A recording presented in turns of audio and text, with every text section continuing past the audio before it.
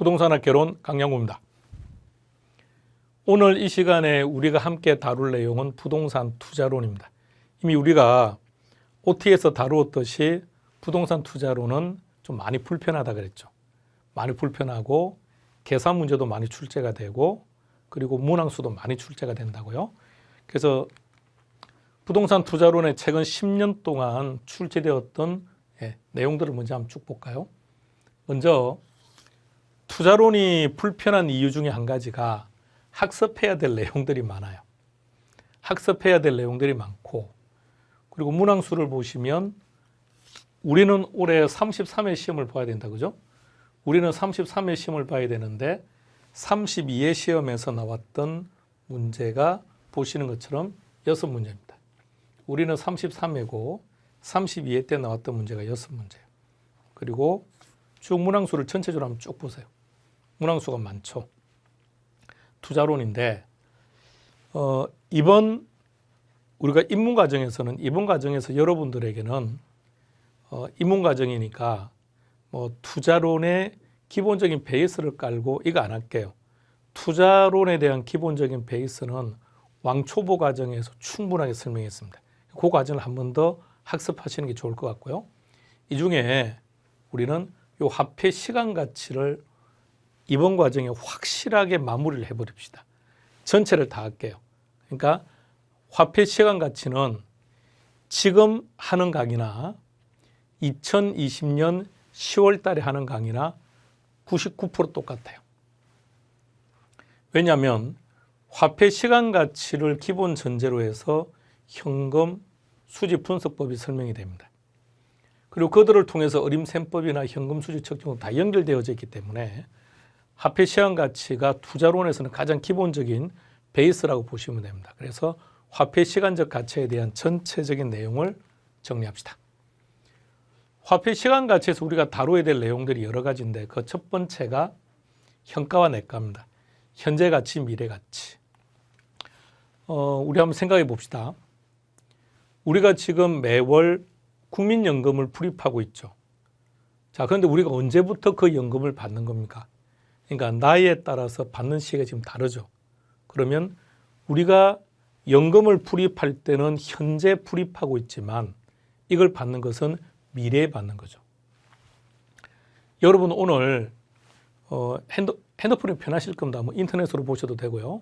핸드폰에서 앱을 하나 다운받으세요. 국민연금 앱을 다운받으시면 거기서 요구하는 기본적인 나의 정보를 입력하고 나면 내가 나중에 내 연금을 언제 받는지, 그러니까 내 나이가 몇 살 때 연금을 받고 금액이 얼마를 받게 되는지가 나올 거예요. 그거 한번 확인해 보세요. 가령 예를 들어서 내 나이 65세가 되던 해에 100만 원을 받는다고 딱 되어 있으면 자, 그때 그 100만 원의 의미를 잘 생각해 봐요. 100만 원의 의미는 자, 내가 지금 50인데 내 나이가 65세 때 연금을 받게 되면 기간이 15년이 남았죠. 15년 후에 받는 거죠. 그럼 그 100만 원이라는 금액은 현재 기준으로 100만 원이라는 건지 아니면 15년 후에 내가 받는 금액이 100만 원이라는 것인지 자, 그거요. 언제일까요? 그게 현재 가치, 미래 가치예요. 다시 한 번 더요. 꼭 지금 해봐요. 이 강의를 듣는 그 순간 바로 앱 다운받아서 내가 국민연금을 몇 세에 얼마를 받는지를 꼭 확인하세요. 그래서 확인했더니 내 나이 65세에 100만 원 받는다라고 딱 되어 있다고 전제합시다. 그러면 이 100만 원은 15년이 지난 미래 가치가 100만 원이 아니라 지금 현재 기준으로 100만 원이에요. 근데 거기 보면 미래 가치가 얼마인지, 그러니까 15년이 지나서 얼마를 받게 될 건지 키가 있을 겁니다. 그 키를 딱 누르면 15년 후에는 145만 원 이렇게 되어 있을 거예요. 자, 그게 화폐 시간 가치를 고려한다는 얘기죠. 어떤 의미인지 아시겠습니까? 단순하게 100만 원, 이거는 명목상 가치고요. 명목상 가치고 15년 후에는 그게 145만 원이야. 이게 화폐 시간 가치를 고려하고 있다는 겁니다. 첫 번째 구분해야 될 게 현가와 내가의 개념이요. 두 번째 우리가 구분해야 될 게 일시불가 연금이라는 개념이에요. 자, 세 번째는 감채기금과 저당상수. 자, 여기서 한 문제. 가장 중요한 거예요. 자, 그 다음에 역수관계라든지 공식 활용. 최근에 이제 이쪽 부분들이 계속해서 언급이 되고 있으면 좀 까다로워지고 있다는 얘기입니다. 미상환액은 다음에 먼 훗날 하기로 하고 요거 하나만요. 그 다음에 계산 문제. 오늘 계산 문제까지 다 할 거예요. 오늘 우리가 하는 내용은 미상환액을 제외한 나머지는 다 할 겁니다. 그래서 이 내용 가지고 2022년 10월 달에도 강의가 이루어질 겁니다. 그러니까 이 범위를 안 벗어나요. 그래서 합의 시간 가치는 이번 과정에 전체를 한번 다 정리하는 걸로 그렇게 합시다. 자, 이런 예를 하나 들어볼까요? 그림을 한번 잘 보세요. 실제 시험에서도 이렇게 딱 그림이 그려져서 나옵니다. 0. 0이라는 말은 현재. 0 이렇게 놓으면 이게 현재라는 말입니다. 현재. 1년 후, 2년 후, 3년 후, 미래. 현재 1,000원하고 1년 후에 1,000원, 2년 후에 1,000원, 3년 후에 1,000원. 자, 여러분들에게 질문을 하나 드려볼게요. 이 4개의 1,000원 중에 하나만 딱 가져가세요. 어떤 1,000원을 선택하시겠습니까? 먼저 우리가 명목가치라는 말을 쓰죠. 명목가치라는 말은 합해시간 가치를 고려하지 않는다는 얘기입니다. 가령 예를 들어 볼게요. 제가 여러분들에게 이런 질문을 한번 드려볼게요. 그냥 편안하게 여러분 지금 신고 있는 신발, 여러분들이 신고 있는 그 신발 언제 구입했습니까? 자, 얼마 주고 샀습니까? 자, 가령 현재 내가 신고 있는 신발을 1년 전에 샀던 2년 전에 샀던 얼마입니까 물어보면 살 때 가격 얘기합니다. 합해 시간 가치 고려 안 하죠. 명목상 가치를 이야기합니다. 질문 바꿔볼까요? 자, 질문에 대한 대답을 해주세요. 여러분들이 가지고 계신 그 자동차 얼마짜리입니까? 자, 여러분들이 답을 했습니까? 자, 여러분들이 지금 방금 말씀하신 가격은 현재 가치입니까? 아니죠. 여러분들이 자동차를 구입할 때 그때 금액을 말한 거죠. 그것이 1년 전이든 그게 5년 전이든. 그럼 다시 말하면 우리는 보통 명목상 가치를 일반적으로 이야기하고 있다는 얘기예요. 자, 우리가 친구하고 동거래를 했습니다. 친구에게 1,000만 원 빌려준 거예요. 그리고 친구는 그 1,000만 원을 6개월 후에 돌려준 거예요. 그래서 1,000만 원 빌려주고 6개월 후에 1,000만 원을 받은 거죠. 그래서 흔히 이렇게 말하죠. 야, 내가 너한테 빌린 돈 다 갚은 거야? 그래. 너 나한테 빚이 이제 하나도 없어. 아니죠. 6개월이라는 기간 동안 내가 빌려줬던 그 1,000만 원의 돈의 가치가 떨어졌죠. 나는 손해본 거죠. 그럼 어떻게 하느냐? 원금 1,000만 원을 받는가 동시에 이자도 같이 받아야죠. 그게 합해 시간 가치라는 얘기입니다. 왜냐하면 이자율이 뭐라고요? 돈의 가치라고 했죠. 시간이 지나면 지날수록 돈의 가치는 떨어지죠. 근데 그 시간 동안 인플레가 만일 심했다면 돈의 가치는 더 많이 떨어졌다는 거죠. 그럼 빌려준 것만큼만 돌려받는다는 얘기는 돈의 가치가 그만큼 떨어지고 난 후에 돌려받았다는 얘기니까 결론은 손해봤다는 얘기죠. 자, 그렇다면 다시 한번 비교합시다. 들어가기 전에요. 우리 보통 이렇게 하죠. 내가 친구한테 돈을 빌리면 원금을 주고 이자는 보통 친구 간에는 잘 안 주죠. 대신에 술을 사죠. 여러분, 술을 사는 것보다 이자를 주는 게 훨씬 적게 들어간다는 것 아시죠? 술 사는 게 훨씬 많이 들어갑니다. 이자를 지급하는 게 정확한 개념이죠. 자, 그러면 이제 우리가 명목상 1,000원이라는 것들을 이자율 10%를 전제로 했을 때 정확한 화폐 시간 가치를 고려해 볼게요. 자, 얘는 현재 가치니까 당연히 1,000원이죠. 1년 후죠. 그러면 미래 가치를 현재 가치로 만들려면 곱할까요? 나눌까요? 질문 바꿀게요. 자, 현재 가치와 미래 가치 어느 게 가치가 클까요? 자, 명목상 금액은 어느 쪽이 클까요? 미래 가치가 크겠죠. 현재 1,000원이라면 이자를 10%를 전제로 한다면 1년 후에는 1,100이 돼야죠. 그러니까 현재 1,000원과 1년 후에 1,100의 합해 시간 가치가 동일하다는 얘기죠. 그렇다면 미래 가치를 가지고 현재 가치를 구하려면 나눠야죠. 항상 나눌 때는 이렇게 하는 거예요. 1 플러스 R의 N승. 이거 꼭 기억하세요. 결혼해서 모든 계산 문제는 이걸 적용하는 거예요. 레이트, 이자율, N, 기간. 자, 그러면 이 경우는 나누기 어떻게 하면 되죠? 10%니까 1.1만 하면 되죠. 구태여 1승할 필요 없으니까요. 자, 이렇게 했더니 909원이 나옵니다. 자, 그럼 여러분도 계산기 가지고 같이 해보는 거예요. 그럼 보세요. 현재 1,000원하고 1년 후에 1,000원을 딱 놓고 이자율이 10%라는 전자에서 어느 거 선택할래? 라고 물었을 때 당연히 현재 1,000원을 선택을 해야죠. 왜냐하면 화폐 시간 가치를 고려했을 때 전혀 가치가 달라지니까요. 2년 후에 1,000원을 현재 가치로 구하려면 어떻게 하면 될까요? 나누기 1.1에 제곱해야죠. 왜 제곱인지 아시겠죠? 기간이 2년이 지났으니까요. 그럼 여기는 어떻게 한다고요? 3승. 그러니까 제곱이 되고 3승이 되고 그 다음에 가면 4승이 되고 5승이 되면 분모값이 계속 커지죠. 분모값이 계속 커지니까 그 기울가치는 작아지겠죠. 따라서 1,000원, 1,000원, 1,000원은 명목상 가치인데 여기다가 이자율을 반영시켜서 화폐 시간 가치를 고려하게 되면 시간이 가면 갈수록 화폐 가치는 적어진다는 거죠. 왜요? 인플레이션 때문에, 이자율 때문에, 인플레이션 때문에 돈의 가치는 이렇게 작아진답니다. 그렇다면 화폐의 시간 가치라고 하는 것은 인플레이션을 또는 이자율을 반영한 가치라는 얘기입니다. 그래서 우리는 이제 이자율을 반영해서 가치를 구하는 이 화폐 시간 가치 개념을 한번 정리해 보려고 합니다. 제목이 뭐라고 되어 있죠? 현가와 내가. 현재 가치, 미래 가치를 줄여서 현가, 내가 그럽니다.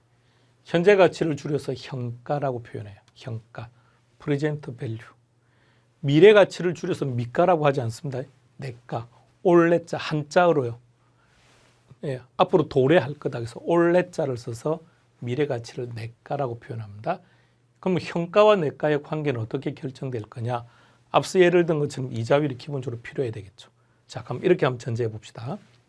현재 100원은 이자율 10%를 전제로 했을 때 미래 가치가 얼마가 될까요? 그렇죠. 110이 되겠죠. 자, 그런데 어떻게 해서 구했는지 잘 보세요. 이렇게 구한 거예요. 앞서 우리가 어떻게 하기로 했습니까? 1 플러스 R에 N성을 쓰기로 했죠. R, 이자율 10%. 그래서 1.1. 1년 후니까 구태여 1성 할 필요 없죠. 이렇게 했더니 미래 가치가 110이 된 거예요. 아, 그러면 여기서 중요한 표현 하나가 보이네요. 미래 가치를 구하려면 할증을 하는 거구나. 할증. 그런데 우리 시험에서는 할증이라는 표현이 시험에 나오는 게 아니라 물론 할증이라는 단어가 나올 수도 있습니다만 할증이라는 단어보다는 N년 후. N년 후, 5년 후, 3년 후, 1년 후 이런 단어가 보이면 미래 가치를 말하는 거구나. 그럼 반대로 이자율을 10%를 전제로 했을 때 110만 원의 현재 가치는 얼마일까? 앞서 방금 우리 계산 한번 했었죠. 나누기 1 플러스 R이었죠. 이거 어떻게 합니까? 나누기 1.1 하면 되죠. 자, 그림을 잘 보세요. 나누기 1.1을 했더니 현재 가치 100만 원이 나옵니다. 이게 현재 가치와 미래 가치라는 거죠. 그럼 다시 말하면 현재 가치를 할증하면 미래 가치고 미래 가치를 할인하면 현재 가치가 됩니다. 자, 그래서 우리 여기서 시험 기준으로 문제 하나 정리하고요. 시험에서는 할증이나 할인 이 단어는 잘 안 씁니다. 시험에서는 후, 5년 후, 10년 후 또는 환원 이 단어를 즐겼습니다. 근데 최근에 시험 문제는 할인, 환원이라는 단어를 그냥 잘 안 쓰고 아예 현재 가치라는 표현을 써버립니다. 그러니까 미래 가치라는 자를 안 써요. 5년 후의 미래 가치가 얼마입니까? 이상하지 않습니까? 그냥 5년 후의 가치. 그래서 미래 가치는 N년 후. 그 다음에 할인한다, 환원한다라는 표현을 쓰는 것이 아니라 현재 가치는 얼마일까요? 현재 가치를 구하세요. 이런 식 스타일로. 자, 여기서 이제 흐름을 한번 잘 정리하세요. 현재 가치를 줄여서 현가라는 표현을 쓰고 미래 가치를 줄여서 내가라는 표현을 쓴다. 자, 하나 정리했습니다. 그 다음 시험 기준으로 봤을 때는 어떻게 연결해야 되느냐. 자, 이렇게 하나를 우리는 세팅을 합시다. 그래서 할증과 환원의 개념은 정리했으니까 이제는 시험용으로 전환하는 거예요. 다른 거 다 필요 없어요. 자, 시험용으로 전환해서 이렇게 한 세트를 묶어요. 자, 어떻게 한다고요? 미래 가치 내가 N년 후 이게 한 세트예요. 현재 가치 현가 할인 환원 이게 한 세트예요. 마치 우리는 동의어처럼 묶어버리세요. 동의어처럼 묶어서 자연스럽게 그렇게 정리해 두시기 바랍니다. 그리고 1 플러스 R에 N성을 사용하는 건데 현재 가치를 가지고 미래 가치를 구할 때는 곱하면 되고 곱하니까 할증이라는 말을 쓴 거죠. 반면에 미래 가치를 가지고 현재 가치를 구할 때는 나누는 거죠. 나누니까 할인이라는 표현을 쓴 겁니다. 이 개념 하나를 정확하게 설정하세요. 가장 기본입니다. 화폐 시간 가치에서 가장 기본적인 개념으로 설정되는 내용입니다. 그런데 현재 가치 종류는 세 가지가 있습니다. 자, 이제 용어들이 낯설기 때문에 좀 불편할 겁니다. 근데 자꾸 익숙하게 되풀이해야 돼요. 첫 번째, 일시불의 현재 가치, 연금의 현재 가치, 그리고 또 하나 저당 상수라는 게 있습니다. 미래 가치 종류도 세 가지입니다. 그럼 똑같이 말해 보세요. 일시불의 내가계수, 연금의 내가계수, 그리고 감채기금이라는 게 있습니다. 이것도 시험 문제였습니다. 우리 시험에 이렇게 출제된 적이 있습니다. 미래가치 종류에는 일시불의 내가계수와 연금의 내가계수 그리고 저당상수가 있다. 이렇게 출제된 적도 있어요. 그럼 일단 전체적으로 쭉 보면 자, 일시불하고 연금의 경우에는 현재가치라는 말이 붙죠. 그죠? 미래가치라는 말이 붙죠.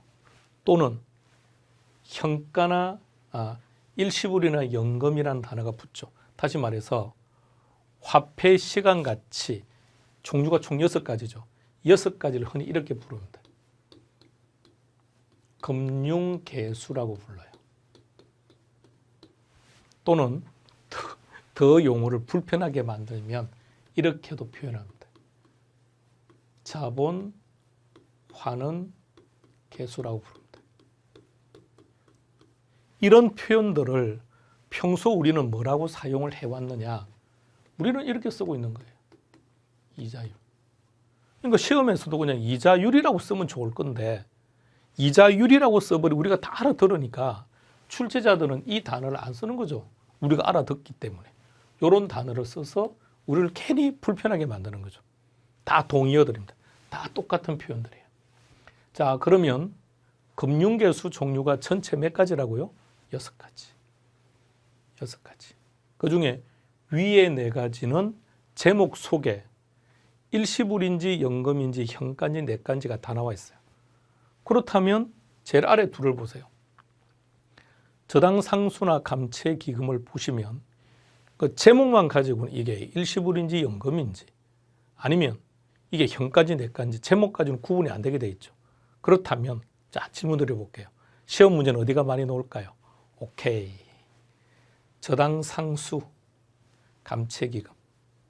오늘 둘 중에서 더 중요한 게 뭡니까? 그럼 당연히 저당상수. 자, 왜 그럼 저당상수가 상대적으로 더 중요하다고 하는 걸까? 우리는 투자를 지금 하는 거죠. 자, 투자를 할 때는 말입니다. 전액 다 자기 자본으로 하는 게 아닙니다. 지금 우리가 뉴스를 보니까 이런 기사들이 보이죠. 부동산 값이 조정받고 있다는 얘기가 나오죠. 부동산 값이 조정을 받고 가격이 조금 떨어지면서 급매물도 나오는데 사겠다는 매수자들이 없다 그러죠. 왜 매수자들이 없을까요? 대출을 규제하기 때문입니다. 자, 대출 규제의 목적 아시겠습니까?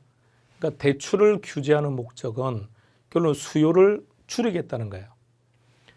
우리는 일반적으로 전적으로 자기 돈을 가지고 집을 사는 경우는 많지 않습니다. 상당수는 대출을 받아서 사는 거죠. 자, 그럼 두 가지입니다. 먼저 두 가지를 생각합시다.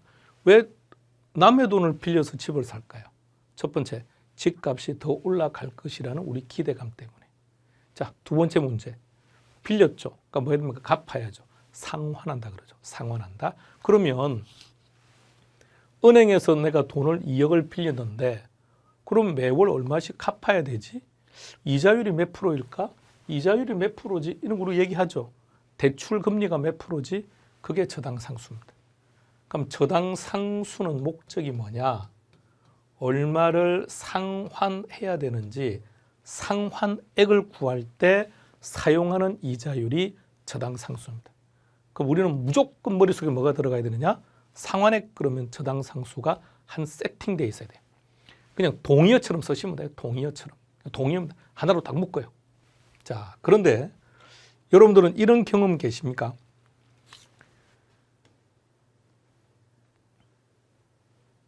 지금 40대 중반 또는 40대 이상의 분들은 대부분 다 경험해봤던 부분일 겁니다. 40대 초는 그렇지도 않을 수도 있겠네요. 그 시기는 우리가 부동산 투자에 대한 인식들이 막 이렇게 생기는 시점이라서. 자, 50대, 60대, 70대 분들 잘 기억을 더듬어 보세요. 초등학교 시절로 되돌아가 보세요. 그 시절에 우리가 어머님께 얘기하는 거죠. 엄마 우리 영화 보러 가자. 엄마 우리 이번에 공원에 놀러 가자. 엄마 여행 가자 라고 했을 때 그때 어머니께서 뭐라고 하시던가요? 집 사고 가자 그러죠. 집 사고. 그래서 그 시절의 전형적인 우리의 가정 형태는 남편은 나가서 경제활동을 했었죠.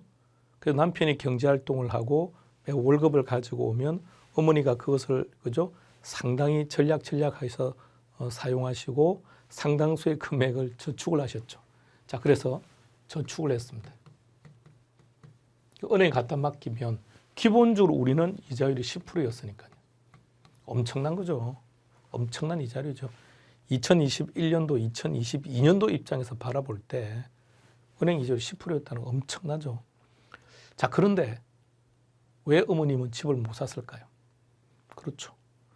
집값의 상승률이 이거보다 더 큰 걸요. 그럼 그때 당시 어머니는 어떻게 했어야 될까요? 은행에서 대출받아서 집을 샀어야죠. 즉 집값의 상승률이 은행 이자율보다 높았던 시절이니까 그게 전형적인 지렛 때죠. 그러니까 대출을 받을 거냐 안 받을 거냐는 것은 뭘 가지고 판단한다는 겁니까? 집값의 상승률과 대출 금리를 비교해야죠. 따라 대출 금리보다 집값의 상승률이 크다면 이유 불문하고 대출을 받아서 투자를 하셔야죠. 근데 그 반대로 하면 그럼 손대면 안 돼요. 그러면 위험 부담이 생기죠. 그러다 잘못되면 하우스 푸어가 될 수도 있는 거니까요. 자, 그렇다면 그때 당시 어머님께서는 이렇게 계획을 잡은 거죠. 그때 당시 어머님께서는 자, 내가 살려고 하는 집이 1억짜리야.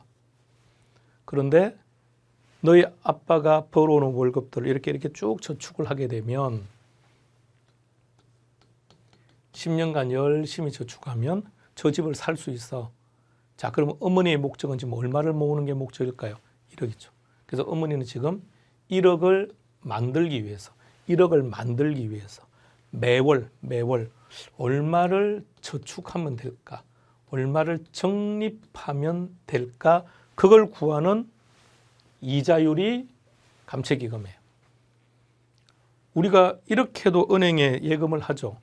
우리가 은행에 지금은 우리가 은행 가서 예금하고 하는 일은 거의 드뭅니다만 예전에 우리가 은행 가서 예금할 때 이렇게 하죠. 매월 100만 원씩 100만 원 이렇게 저축을 하는데 3년 후에 얼마를 받을 것 같습니까? 라고 물어보면 그 데스크에 앉아있는 텔러가 계산기를 툭 돌려서 얼마입니다 라고 말을 해주죠. 자, 그럼 우리가 또 물어보는 게 있죠. 이자율은 몇 프로입니까? 이렇게 물어보기도 하죠. 자, 그런데 말입니다.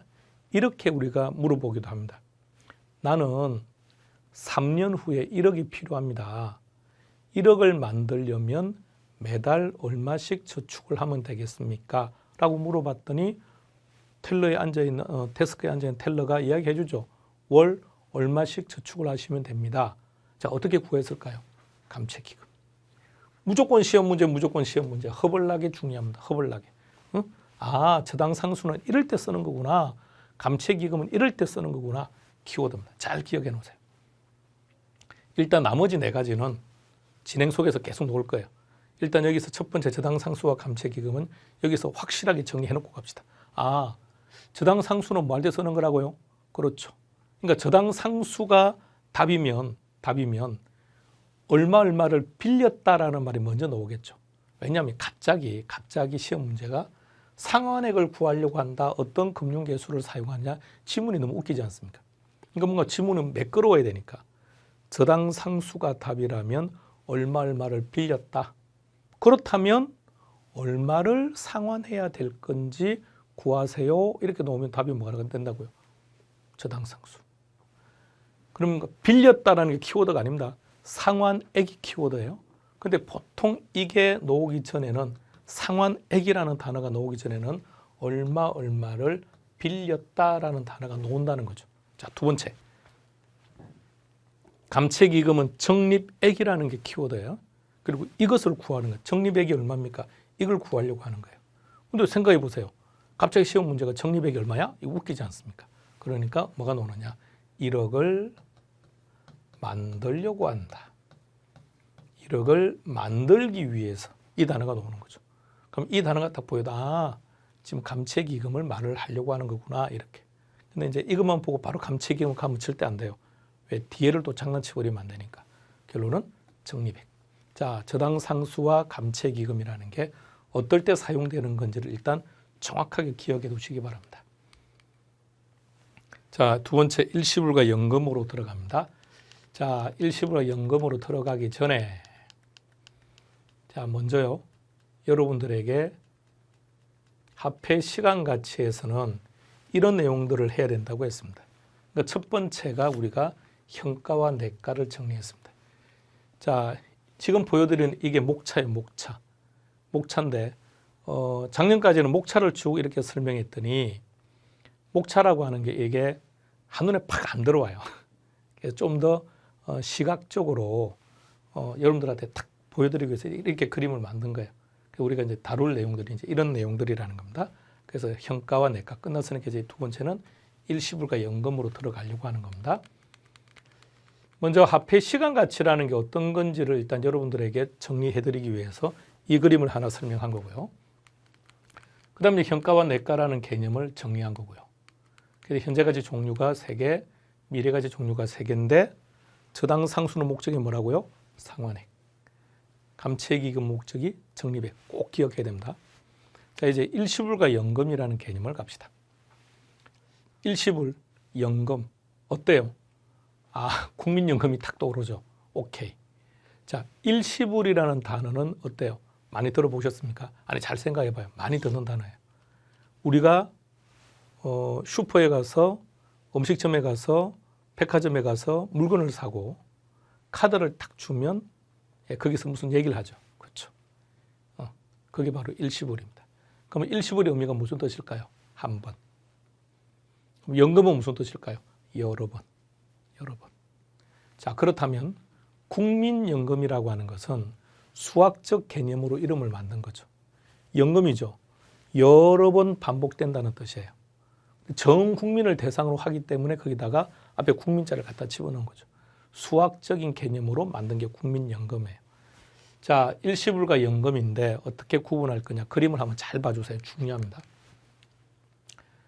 어떤 의미인지 아시죠? 0이 뭐라고요? 현재, 1년 후, 2년 후. 자, 이렇게 여러분들 질문을 해볼게요. 매년 1억씩 4년간 내가 저축을 하게 되면 4년 말에 얼마를 받을까요? 이렇게 물어본 거예요. 은행에 가서. 자, 그렇다면 이거는 일시불일까요? 연금일까요? 연금이겠죠. 왜 연금일까요? 여러 번 반복되니까. 자, 근데 이번에는 이렇게 한번 질문해 볼게요. 자, 은행 갔습니다. 뭐라고 질문했느냐? 오늘 내가 당신 은행에 1억을 맡겨 놓을 테니까 4년 후에 얼마 주시겠습니까? 이렇게 물어본 거예요. 그럼 이때는 요 금액을 구하기 위해서 어떤 금융계수, 어떤 이자율을 사용할 거냐 이 말입니다. 일시불일까요? 연금일까요? 그렇죠. 일시불이죠. 왜 일시불일까요?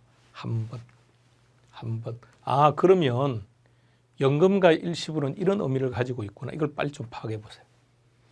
연금이라고 하는 것은 여러 번 반복되는 이런 개념이고요. 일시불이라는 것은 그냥 한 번 일회성으로 끝나는 거죠. 자, 그럼 이제 세 번째, 이게 제일 중요한 겁니다. 그림 잘 봐주세요. 은행에 찾아가서 이렇게 상담을 한 거예요. 오늘은 내가 은행에다가 1억을 투자할 겁니다. 그리고 내년에 와서 2억을 투자할게요. 그리고 2년 후에는 3억을, 4억을 이렇게 투자를 하면 4년 후에 얼마를 받게 되겠습니까? 라고 물었습니다. 자, 그러면 이 경우는 일시불일까요? 연금일까요? 자, 이게 우리 시험의 가장 단골 메뉴입니다. 자, 구분해 봅니다. 잘 보세요. 연금과 일시불을 구분해 보세요.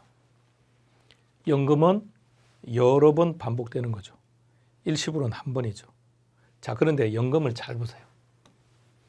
여러 번 반복되는데 금액이 어때요? 금액이 똑같죠. 다시 표현해서 연금을 적용해야 되는 경우에는 두 가지 조건을 만족해야 됩니다. 첫 번째, 여러 번 반복된다는 것. 두 번째, 동일한 금액입니다. 그러면 세 번째 그림을 잘 보세요. 세 번째 그림을 잘 보면 여러 번 반복되는 것은 맞죠. 여러 번 반복되는 것은 맞는데 금액이 어때요? 다 다르죠. 이럴 때는 연금 사용 못합니다. 이럴 때는 일시불입니다. 시험은 이게 제일 중요합니다. 자, 그러면 일시불과 연금은 구분했네요. 아, 일시불, 연금. 자, 그러면 가장 일반적 개념으로 한번 생각해 보세요. 일반적 개념으로. 연금이 답이면 지문에서는 어떤 표현이 많이 보이느냐. 매년 1억씩, 매월 100만 원씩 이런 표현들이 절개 보입니다. 이런 표현들이. 그런데 일시불일 때는 어떤 표현을 쓰느냐? 이런 표현이 전혀 없어요. 자, 그런데 이제 이런 표현 가지고 답을 찾으면 대부분 다 답이 찾아지는데 매년 매월이 보이더라도 이럴 때는 답이 틀리죠. 자, 그렇기 때문에 이제 우리는 그런 개념 무시하고 자, 이 그림을 통해서 기억할 거예요. 자, 어떨 때 연금을 사용한다? 조건은 두 가지. 첫 번째, 여러 번 반복된다. 두 번째, 그렇죠. 동일한 금액이다. 이 두 가지 조건을 만족하면 연금이고 그 이외에는 전부 다 일시불이다. 두 가지를 만족하면 연금이고 나머지는 전부 다 일시불이다. 이렇게 끝내는 거예요. 자, 일단 여기까지만 가지고 문제 하나를 보여드릴게요. 자, 이거 나중에 보기로 하고 문제 하나를 보고 올게요. 자, 이것도 좀 이따 보고요. 문제 하나를 먼저 볼게요. 여기서 나머지는 안 볼 겁니다. 동그라미 2번하고 3번, 4번, 2, 3, 4만 딱 보세요. 2, 3, 4. 중요합니다. 21회 기출문제죠. 이게 32회 때도 나왔습니다. 33회 역시 마찬가지입니다. 꼭 해야 됩니다. 반드시 정리해야 될 부분입니다. 자, 갑니다. 나머지는 일단 잠시 후에 다른 파트 정리하고 하고요. 2, 3, 4만 정리합시다. 자, 2번을 잘 보세요. 2번을 보니까 일시불의 미래가치라고 했습니다. 일시불 찾아보세요. 일시불 어디 있습니까? 자, 먼저 매년이라는 단어가 보이죠. 매년 또는 매월, 매년, 매월 이런 단어가 보이면 뭐가 된다고요? 연금이라 그랬죠. 자, 그런데 매년이나 매월이라는 단어가 있다고 하더라도 금액이 어떻다고요? 동일. 그러니까 가령 예를 들어 매년 5억씩 이렇게 나와야죠. 근데 보세요. 매년 5%씩 가격이 상승한대요. 매년 5%씩 가격이 상승한다면 매년 금액이 동일하다 다르다. 금액이 다르죠. 그러면 일시불입니까? 연금입니까? 일시불. 그래서 일시불. 미래 가치는 어디 있습니까? 10년 후. 정확한 표현이에요. 자, 3번을 보세요. 3번은 연금의 미래 가치입니다. 연금 어디든지 잘 보세요. 매월 연금 형태로 받는 퇴직금을. 자, 이 퇴직금이라는 게 100만 원인지 200만 원인지는 모르겠지만 금액은 제시 안 했으니까요. 매월 연금 형태로 받는 퇴직금. 그러니까 100만 원이라면 100만 원, 100만 원, 100만 원, 100만 원 이 뜻이죠. 그러니까 여러 번 반복된과 동시에 금액이 동일하죠. 그럼 뭐가 됩니까? 연금. 미래 가치는 어디 있을까요? 적립한 후. 적립한 후라는 말이나 10년 후라는 말이나 같은 말이죠. 10년간 적립한 후 같은 얘기죠. 적립한 후 10년 후. 자, 4번 보세요. 일시불. 일시불이 어떻게 됐습니까? 1억이 될 것으로 예상되는 1억. 자, 그냥 1억으로 끝난 거예요. 자, 일시불의 의미를 잘 봐요. 먼저 이렇게 말했죠. 연금일 때는 이런 표현들을 많이 쓴다고요. 매년 매월. 그러니까 매년 매월이 보이면 연금인데 금액이 달라지기 때문에 일시불이 된 거라고요. 근데 동그라미 4번 지문에는 매년인지 매월인지 말이 전혀 없죠. 일시불이에요. 그리고 현재 가치는 어디 있습니까? 자, 잘 보세요. 이걸 보고 미래 가치로 하면 큰일 납니다. 항상 알고자 하는 게, 자, 동그라미 2번을 보세요. 동그라미 2번. 알고자 하는 게 10년 후죠. 알고자 하는 게 10년 후니까 10년 후가 키워드가 되고 그래서 미래 가치가 되는 거예요. 그런데 동그라미 4번은 알고 싶은 게 10년 후가 아니죠. 10년 후에 1억인데 알고 싶은 게 언제입니까? 현재. 그래서 현재 가치가 된 겁니다. 이렇게 답을 찾는 거예요. 문제가 이렇게 나와요. 그러니까 문제가 이렇게 나오기 때문에 이걸 순발력 있게 빨리빨리 찾아가야 되니까 철저하게 키워드를 기억해서 답을 찾는 연습을 하셔야 된다는 얘기입니다. 처음 접하는 내용이라서 좀 불편하실 겁니다. 불편한 게 정상이고요. 자, 시간이 지나면 조금씩 편해질 겁니다. 자, 다시 한 번 더 앞으로 갈 동영상 한번 듣고 정리하세요. 자, 그 다음 감채기금과 저당상수가 이제 세 번째 정리해야 될 내용입니다. 먼저 문제를 한번 쫙 봐주세요. 문제를 딱 보면 이게 뭔지 딱 알겠죠? 첫 번째 키가 뭘까요? 적립액이나 적금액이나 같은 얘기죠. 첫 번째는 적금액. 자, 두 번째는 그래 보통 이제 이런 말이 있다는 거죠. 얼마를 만들기 위해서 모으기 위해서. 근데 이걸 딱 보고 감채기금이구나 하고 들어가면 안 돼요. 반드시 요 적립액이라는 말이 있어야 돼요. 여기서 우리가 뭐 계산 문제든 이론 문제든 전부 다 통해서 화폐 시간 가치 문제가 나왔을 때 이론 문제든 계산 문제 답을 찾기 위해서 한 가지 공식 하나를 기억해 놓으세요. 아주 어려운 공식인데 A 곱하기 B = C. 어렵죠?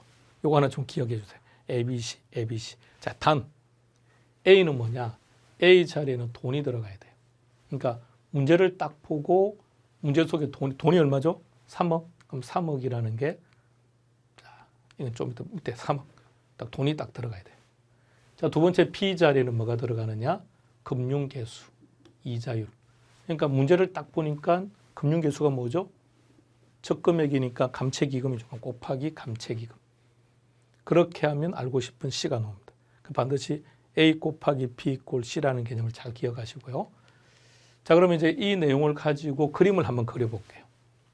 갑은 5년 후에 주택을 사야 되는데 3억이 필요하답니다. 3억. 그럼 3억을 만들기 위해서 매년 말에 얼마씩 불입할 거냐? 여기서 한 가지 중요한 게 있습니다. 이렇게 한번 생각해 보세요. 요 금액의 위치를 여기서부터 만일 100만 원, 100만 원 설정해 버리면 상황이 달라진다는 거 아시겠죠? 자, 그래서 위치가 중요한데 이 표현을 잘 보세요. 매년 말이라는 표현. 매년 말이라는 표현을 올 때 이렇게 쓰는 거예요. 어떤 의미냐면 2021년 12월 31일이라는 표현과 2022년 1월 1일이라는 표현 똑같은 표현이에요. 그러니까 매년 말이라면 이게 현재죠. 현재가 2021년이죠. 그럼 2021년 말 그랬으니까 2021년 12월 31일이라고요. 다시요. 자, 지금 현재 여러분들이 지금 이 강의를 보고 계신 시점이 지금이 11월이죠. 자, 지금 여러분들이 이 강의를 보고 계신 시점이 2021년 11월이죠. 그러니까 매년 말이니까 요 날짜를 말하는 거죠. 그죠? 그러니까 12월 31일 날 적금을 든다는 겁니다. 자, 그런데 그 말과 2022년 1월 1일은 똑같은 얘기라고요. 그래서 연초로 넘어가는 거예요. 매년 말. 그래서 매년 말이라는 말이 딱 뜨면 현재 시점이 아니라 그 다음 시점부터 금액을 적어야 됩니다. 이거 중요합니다. 잠시 후 계산 문제 풀 텐데 답이 확 달라져요. 자, 그럼 다시 갑니다. 3억 곱하기 감채기금 하면 적립액이 나온다. 자, 하나만 더요. 저당상수. 문제 잘 보세요. 키워드는 상환액이죠. 상환액. 근데 보통 이제 이런 말이 나온다고. 얼마를 빌렸다. 빌렸는데 얼마씩 상환해야 되느냐? 5년간이랍니다. 얼마를 빌렸다고요? 1억을 빌렸답니다. 얼마씩 상환할 거냐 그랬죠. 매년 말. 그래서 역시 이렇게 적은 거예요. 그럼 첫 번째 A 곱하기 B 이꼴 C. A 자리에 뭐가 들어가는 돈. 돈 얼마 들어갑니까? 1억. 곱하기 저당상수. 하면 뭐가 나온다고요? 매월 상환해야 되는 금액. 이렇게. 이제 항상 한 파트가 끝나면 자, 이 그림이 모니터에 좀 잘 보입니까? 화사한 것 같아서 이제 노란색으로 배경을 달았습니다. 빛입니다. 합격의 빛이 보인다는 거예요. 자, 항상 이 출제 유형과 키워드를 제시해 드릴게요. 자, 출제 유형은 뭐냐면 시험 문제가 이렇게 나온다고요. 그럼 첫 번째는 뭘 물어본다는 겁니까? 현가와 내가를 구분할 줄 아는지를 물어본다고요. 그럼 현가와 내가를 구분할 때는 어떻게 하느냐? 현가가 답이면 최근에는 주로 현재 가치라는 표현을 다이렉트로 쓴다 그랬죠. 내가일 때는 N년 후 이렇게. 자, 두 번째. 일시부가 연금. 어떻게 구분하느냐? 연금만 기억하면 되죠. 연금의 조건은 두 가지. 첫 번째, 여러 번 반복된다는 것 하나. 두 번째요. 동일한 금액이라는 것. 동일한 금액이 반복되면 연금이고 아니면 일시부. 세 번째 감채기금과 저당상수인데 감채기금이 답이 뭐라고요? 적립액. 저당상수가 답이면요. 상환액. 그래서 이제부터는 매번 한 단원이 끝날 때마다 여러분들에게 이걸 보여드릴 거예요. 출제 유형. 그러니까 여러분들에게 먼저 보여드린다고요. 이것이 시험에 나온다는 얘기입니다. 이게 답이에요. 결론은 궁극적으로는 이 페이지가 우리 머릿속에 들어가고 이것을 근거로 답을 찾는 연습을 하셔야 됩니다. 앞서 우리가 한번 체크했던 부분이니까요. 자, 이렇게 해서 합해 시간가치 1교시는 정리하겠습니다. 자, 쉬었다가 우리가 합해 시간가치의 2교시를 들어가겠습니다.